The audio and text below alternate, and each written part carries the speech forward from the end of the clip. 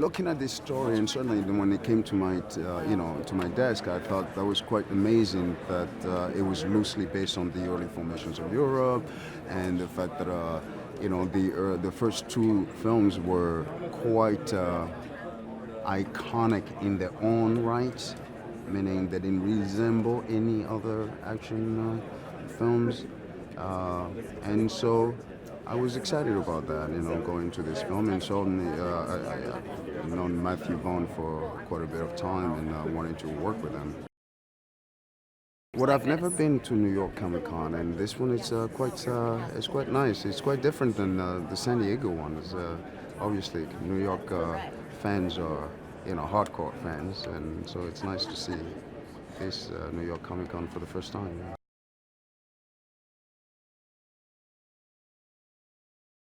Being able to play opposite Fiennes was probably one of the biggest draws. Matthew, when I first met Matthew, he was like, I got the sense that he was so, and from his previous films, I grew up watching his films, and being able to work within this world was just exciting.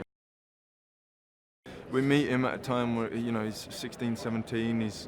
He's from the aristocracy, so he's lived a life of high class sort of living, and his father's a Duke of Oxford, and he feels a little constricted by that, and the idea of him being able to go to war and fight for his country at a time where a lot of young men are being defined by that and being defined by their bravery, and he feels like he's not being able to sort of display that and support towards a cause, so he just feels a little bit at a loose end.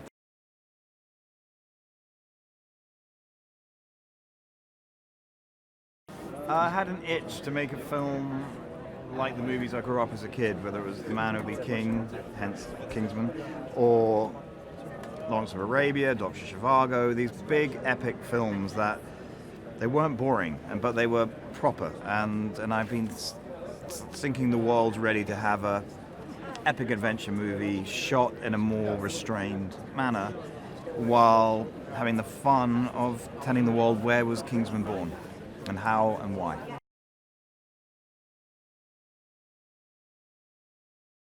Well, I can feel the energy out there. It's great to feel the energy of the fans and the excitement about the film, because for a long time you're making a film, you're totally disconnected from an audience and their anticipation, and you're making it for an audience, so it's great to feel that sense of excitement in the room. I mean, Matthew creates an interesting mix of emotional relationship, pathos, action and humour.